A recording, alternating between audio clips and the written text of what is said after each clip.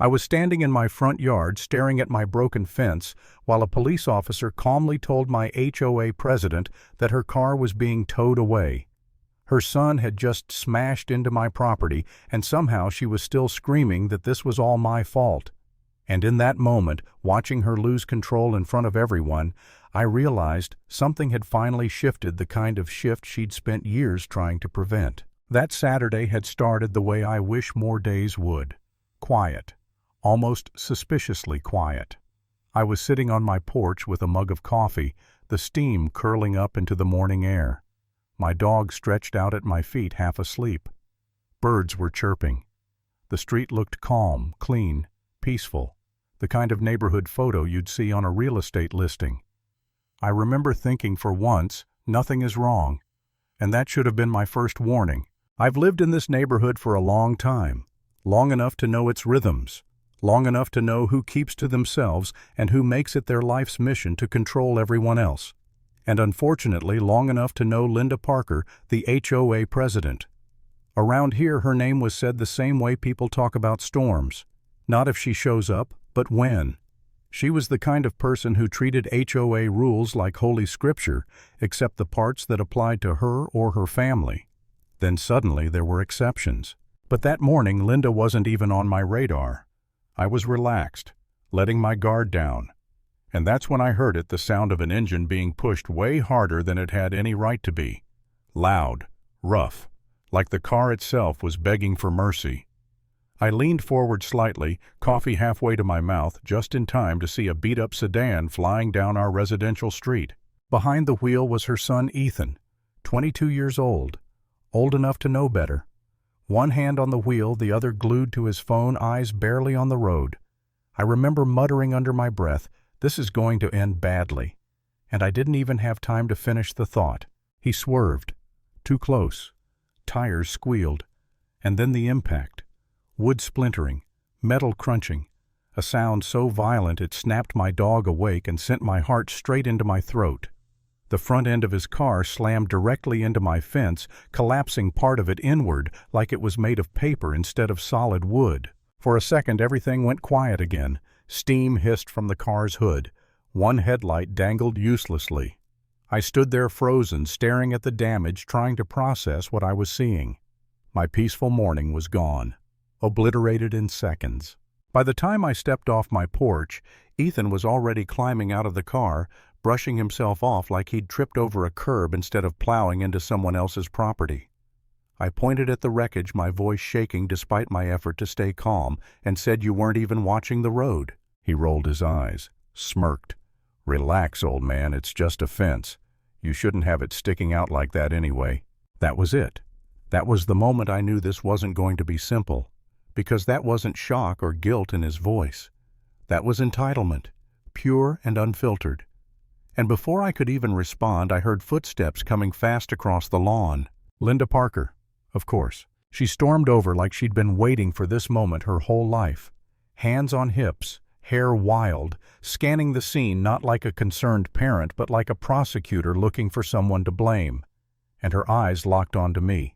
"What did you do to my son?" she screeched. I actually laughed, not because it was funny, but because it was so absurd I couldn't stop myself.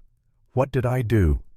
"Your son just drove his car into my fence." She crossed her arms immediately. "Defensive, aggressive.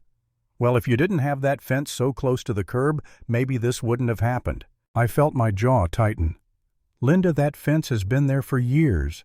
It's on my property. It was inspected, approved. Your son was speeding and on his phone." Behind her, Ethan grinned like he was enjoying every second of this. Then he chimed in loud enough to make sure the neighbors could hear. "Yeah, you're gonna have to pay for my car. This is your fault." I remember just staring at them, wondering how two people could be standing in front of a destroyed fence and still act like the victims. And then Linda did what she always did when she felt cornered. She threatened the HOA. "I'll be reporting this," she said sharply.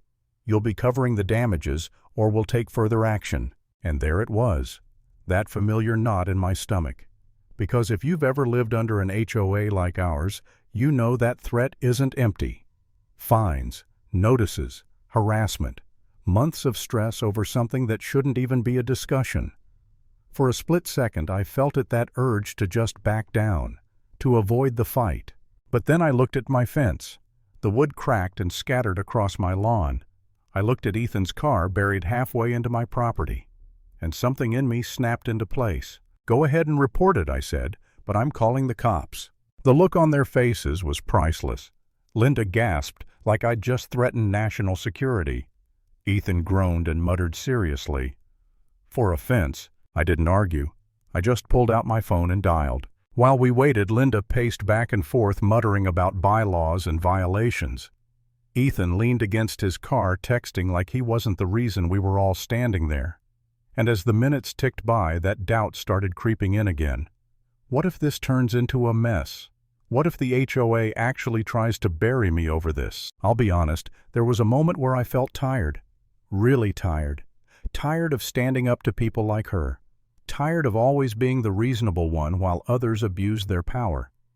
I even wondered briefly if it would have been easier to just let it go. Then the patrol car pulled up. 2 officers stepped out, calm, professional, immediately taking in the scene. One of them raised an eyebrow at the sight of a car lodged into a fence. "What happened here?" he asked. Before I could open my mouth, Ethan jumped in. "This guy's fence is illegal. I was just driving and it sticks out into the road. I couldn't avoid it." Linda jumped right behind him. "My son is not at fault. This man has been harassing us for years. He set this up." The officer blinked. Actually blinked. "Ma'am," he said carefully, "no one sets up a car crash into their own fence." The other officer walked the perimeter, taking notes, pulling out a tape measure. He measured the distance from the curb, checked the property line, took his time, and when he finished, he nodded. "Fence is well within legal boundaries. Driver is at fault." Ethan's face went red. "That's not fair. His fence is dangerous." The officer turned to him. "Were you speeding?" Ethan opened his mouth, then closed it. "Were you on your phone?" Silence. Linda tried one last time. "He's just a kid. You're not going to ticket him, are you?" "He's 22, ma'am. He's responsible for his actions." I felt something I hadn't felt all morning: relief. Real relief. But it didn't stop there. The officer asked for Ethan's license and registration.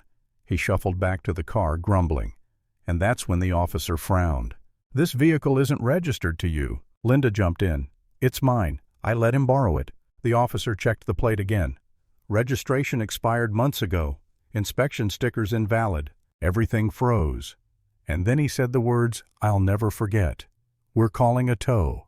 Linda exploded. "You can't tow my car over paperwork." "It's not paperwork, ma'am. It's the law." When the tow truck arrived, I stood there with my arms crossed, watching her power evaporate in real time. She yelled about abuse, about unfair treatment, about how the HOA would hear about this. But no one was listening anymore. Neighbors had come out, people she'd bullied for years, and not a single one stepped in to defend her. The car was hooked up, lifted, and taken away. Before they left, the officer handed me a case number. "He's liable for the damages. You'll need this for insurance." Linda shot me one last look, venomous and hollow. "This isn't over," she hissed. But her voice cracked, and I knew for once it kind of was. The next day I had contractors out to fix the fence. I sent the bill along with the police report straight to her family. At the next HOA meeting she tried to rant, tried to spin it. But the room stayed quiet. Power only works when people believe in it, and that day hers finally broke. Sometimes standing your ground isn't about winning, it's about reminding people they were never allowed to cross the line in the first place.